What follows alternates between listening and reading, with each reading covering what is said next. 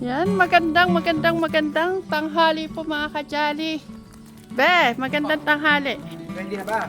Oo. Ayan, binabati ko po kayo ng maganda at good morning sa inyo pong lahat mga katikram kajali. Ngayon po ay tumawag ang ating pong lingkod na si Tati Ram, ang ating founder. At meron po siyang pinasusuyo. At mag-i-stay po din sa Promised Land. Naalala mo ba? Sino sila? Naririnig ko lang sa usapan nyo ni Tekram pero hindi ko masyadong ano ko Malalaan mo pag nandun na. Parang kilala ko na. Okay. Si Ate Joanne. Si Ate Joanne po, kasama po sana ngayong araw. At kaya lang may emergency po si Tati Ram ngayong araw. Kaya po malamang bukas po niya po pa kasama na mapapatignan si ating Ate Joanne. Ayan. Kaya po, ang sabi ni Tati Ram, stay muna din this night. Maybe tomorrow na lang sila pupunta dun sa ospital na papatignan si Ate Joanne. Tara na! Tara. Nanay Apple, maiwan muna kayo ha. Kumakain po yung mga Junakis ka. Sige. Masarap po mga kajali yung niluto ko. Ginisang puso ng saging. Yung Mercedes-Benz o yung Mitsubishi? Parang, ayan mga kajali, ang sarap po ng niluto kong ulam po namin ngayon, pananghalian. Nagkisa po ako ng puso ng saging na may puset at nilagyan ko po ng bihon. Ayan, sarap po ng kain nila. Lahat naman po sila ay kinakain po yung ganun luto. Ayan po mga kajali, nandito na po tayo sa ating house. Ganda na anak eh. Nandito ka. Ay, sasundayin niya natin, Oo diba? nga pala.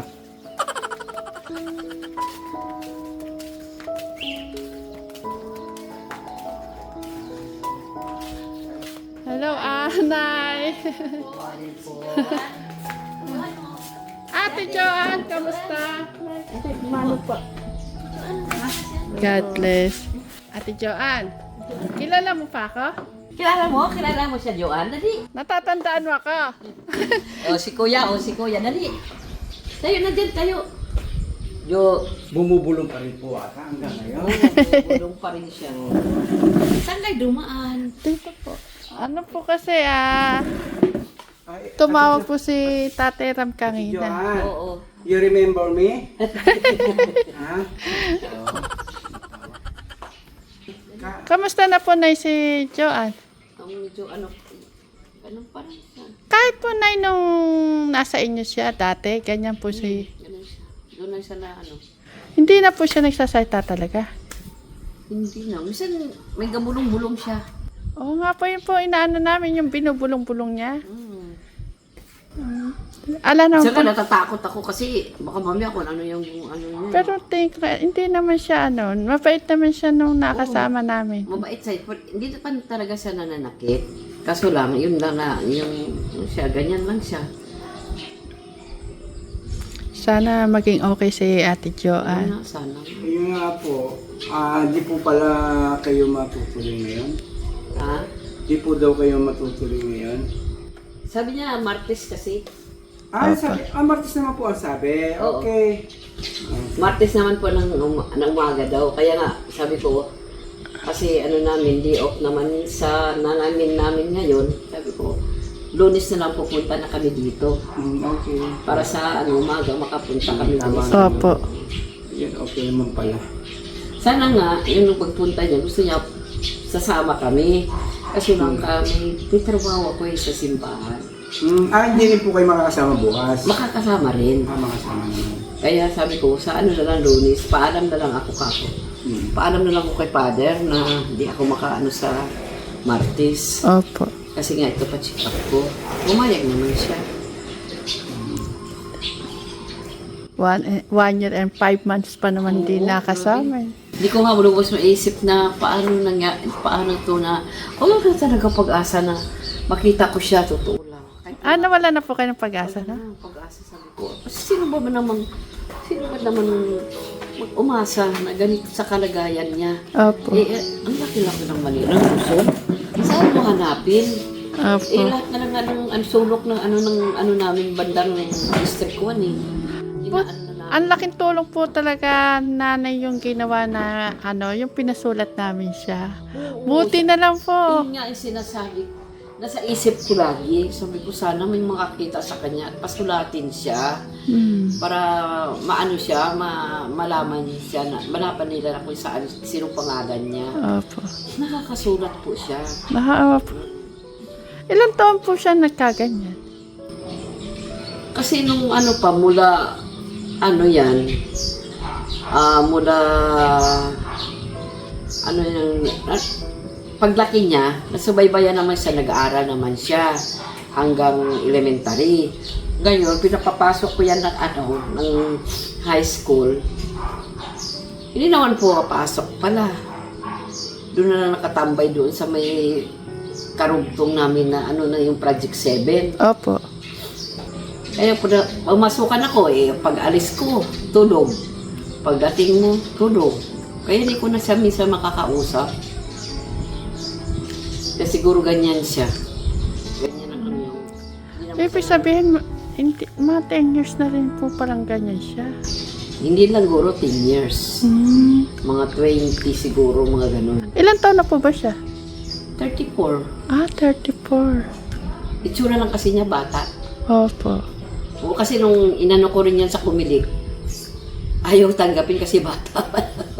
Yung inano ko siya para makabuto siya. 34 Kasi bata pa po daw. pa. Kaya pinakita ko sa kanila yung birth certificate niya.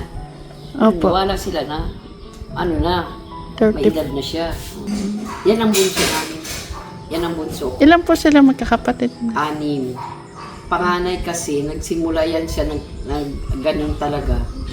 Nung niya, nung nabaril yung kapatid niya sa amin.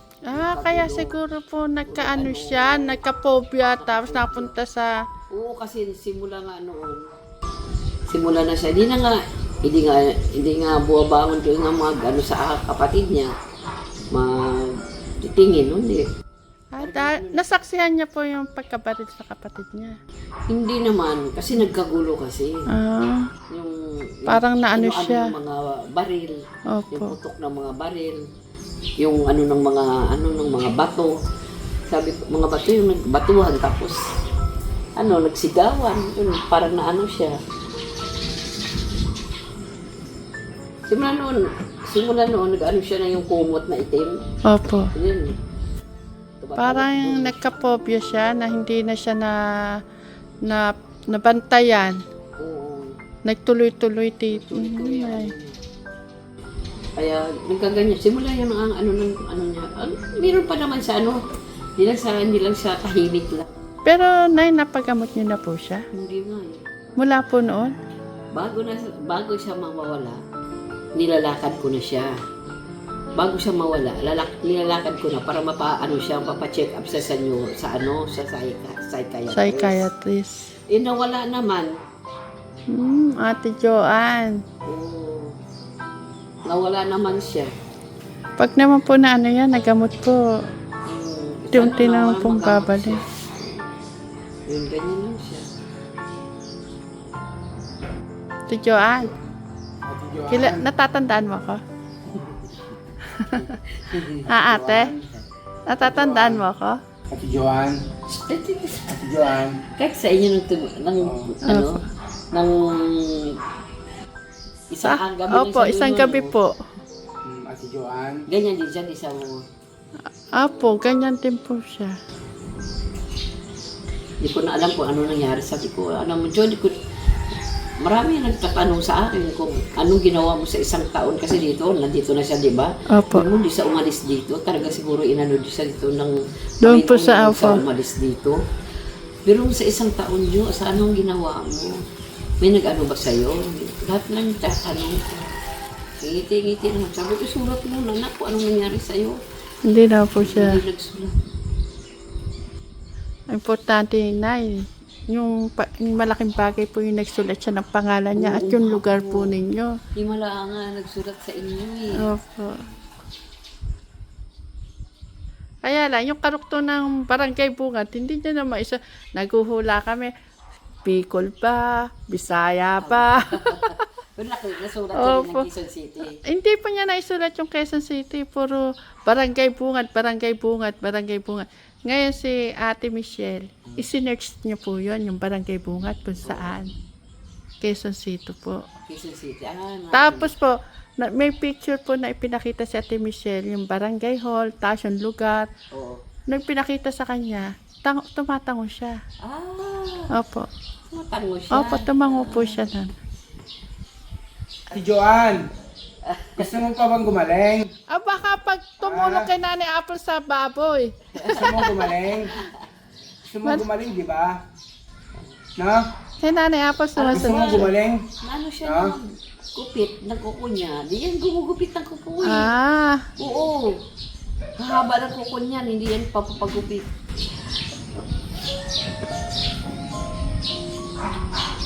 may mga kaibigan po siya, Nay. Dati, yung maliit pa siya, may kalaro yan eh. Ano naman siya, normal naman siya noon dati eh. Yung nga nagtaka lang ako bakit nagkagano'n siya. Ang dami At ng mga, dalhin mo na yung mga gamit. Tayo. ang dami na nga tanong sa ano ko eh, sa mga sa isip ko eh. Paano na ano to si Joanne, paano karating dito sa kalayong lugar na ito. Tuwing maalaala ko siya yun. Talagang pa madaling araw na umiiyak ako dyan. At Joanne, tara na para makatulog ka sa bahay. Makapagpahinga ka. Kailangan sa kanya pahinga. Tayo? Ay, ano to? Tara. Oh, tara na Joanne. Para makita mo si Nanay Apple doon. Yung best friend mo. Paano dito? Paki-ano na lang itong bell. Yung, Yung ay, akin na po. Hindi sa mo basurahan. kinakain yan, ano mo? Ay, siguro Ate Joanne, nagluto rin ako to sa bahay eh. Nagluto ng ginisang puso ng saging. Oo, sarap. Na nilagyan ko ng bihon.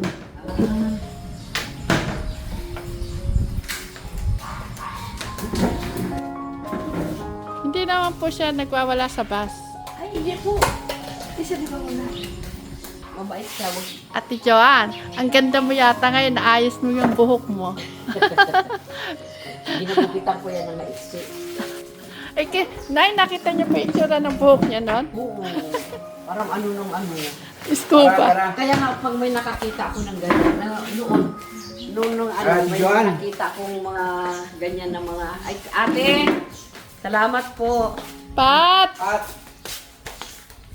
Thank you daw. Nay, kasya na po siguro kayo sa likod. Ay, magbumot ka pa. Naka-e-bike na po kami.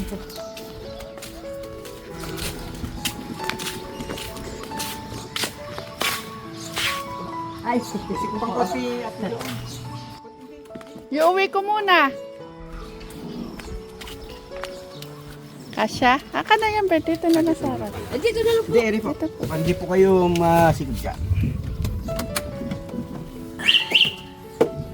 Nakababa. Grabe, Okay. maganda dito.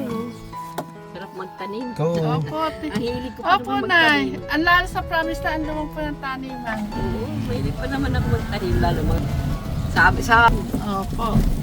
At dito po, hindi nyo na po bibili ng matalbos. Madahon-dahon. May tanim ka lang dito. Oh.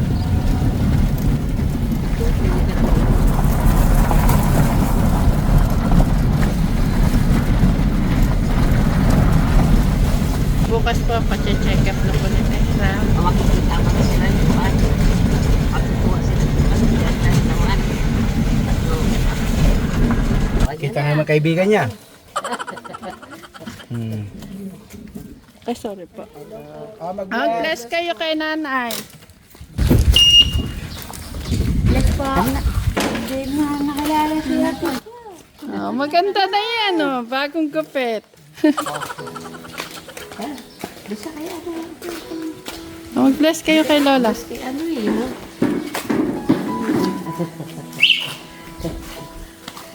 Siga sa ita. Ate Joanne. Joan! Oh, eto na yung mga kapatid mo ulit.